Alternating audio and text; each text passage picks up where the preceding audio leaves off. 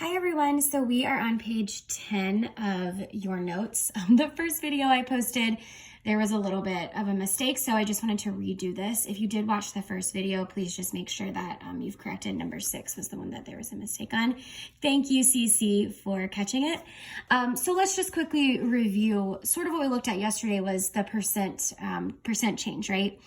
But as we remember from the first day when we looked at base E and what that represents, if you have not watched that video yet, it started about the 6 minute, we'll watch it, but then also start back at the 6 minute mark. And that's where he's gonna get into talking about the flexibility of E. This link is posted in today's Google Doc. But it's really important to look at like why in most real world situations, like population growth and money, and in these examples we're gonna look at here, like exponential growth is continuous most of the time. It's happening slowly over time. So when we look at examples like this, we want to actually use E as our base, right? And this gets into that flexibility of E piece. So the formula we're actually going to use here is A equals P. P is your initial amount. So same thing as always, sort of use an A there, but P is going to be your principal or your initial amount times your base, which is going to be E. Why is it E? Because that's that flexible continuous growth. Raised to the rate times time, okay? So because we're using E here, the rate is gonna be something that we're going to wanna like focus on here. It's gonna be slightly different than before. So notice in our examples, we still have percent, right? We've got percent increase or percent decrease happening, but it's slightly different than what happened yesterday because of that continuous piece. So we're actually not going to add and subtract from 100 here. We're going to be using base E, so it's going to look slightly different. The most important thing here is going to be this little box that says R is positive E for growth and R is negative E. So I'm going to put this in another color so it really stands out for you. So R is positive E for growth and negative for decay. So it's R is positive for growth and negative for decay, not adding and subtracting from 1. So let's kind of look at why that is. All right, so if I have E raised to a positive R, so let's just say that that's E raised to the 3rd power, and just any number that we're given here. That's like saying E times E times E, right?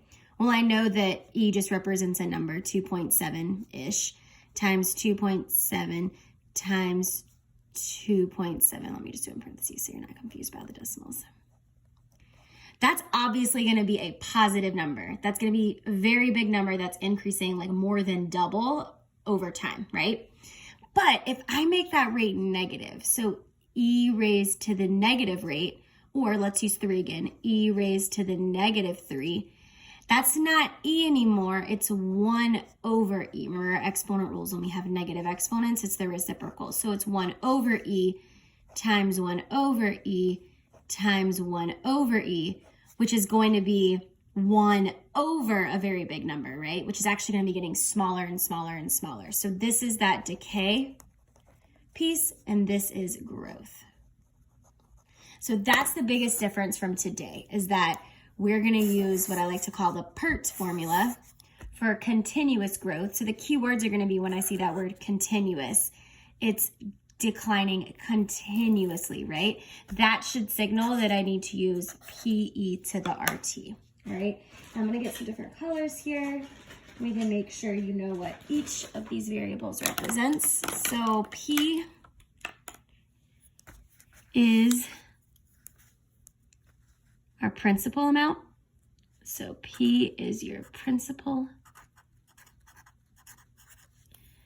or like initial, right? So principal or initial. That might be principal, P-A-L, principal. I don't know. Spelling's not my strength. Principal or initial. Sorry guys, I'll look up how to spell that principal correctly. And then E is your base, right? So that's your continuous. E means continuous. So let's do that in purple. E is going to be that continuous. Continuous. And then R is your rate and T is your time. So R is your rate and T, another color, T is time. All right, excellent. Now let's look at the first example. So a garbage dumpster started with 4 pounds of garbage. Okay, so that's going to be our principal. And then the amount of garbage increased, so that's going to be positive. So increased continuously. So continuously means our base is E, right? So that's going to be our A equals P E to the R times T. All right, now continuously by 35% each day. So my rate is going to be 0.35 and it's positive. Why is it positive? Because it's increasing, right? By 35% each day from this point forward. Find the amount of garbage in the dumpster after 2 weeks. So if it's each day, 35% each day for 2 weeks, how many days would that be? So that would be 7 days times 2 weeks. So that's going to be 14 days.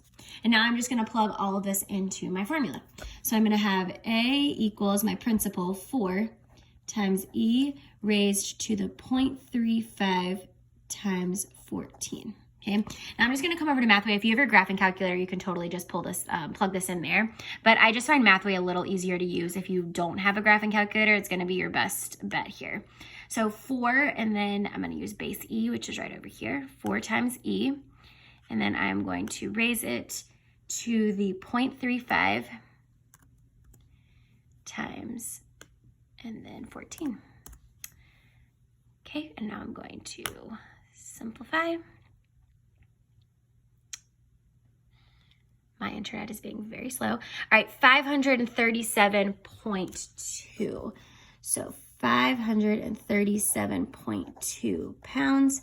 And does that make sense? Can I have 0.2 pounds? And is it increasing if it originally started with 4 and it's increasing by 35% each day? Could I have 537.2 pounds? Yep, that makes sense. Okay, let's look at one example of decay here. The population of a town is declining, all right, so that's important. I know that it should be a lower number than 16,000, right? At a continuous rate of 1.5%. Okay, continuous is important. Why? Because it signals I need base E. So that's going to be A equals P E to the R times T. So PERT. So I need to figure out what the heck is my principal. What's the initial amount? The current population is 16,000. All right, base E is going to be my base because it's continuous, right? And then R is the rate. What is the rate? 1.5%. Well, I want to write that as a decimal rate, so it's going to be 0.015. And it says that it's decaying, so what would I use there? Actually, a negative 0.015. And then T for time is going to be your 8 years.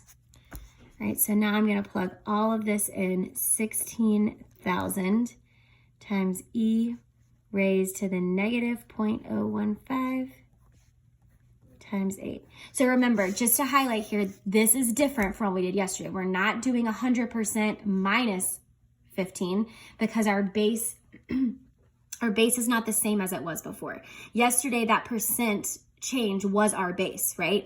If it was declining at 35%, that 0.35 became our base. That is not the case here. E is our base because it's continuous. So that rate is going in the exponent, which means I just make it positive or negative depending on whether it's growth or decay, all right? So put a big star by that. Make sure you're double checking that here. So now I'm just going to plug this into my equation. So if I have 16,000 people,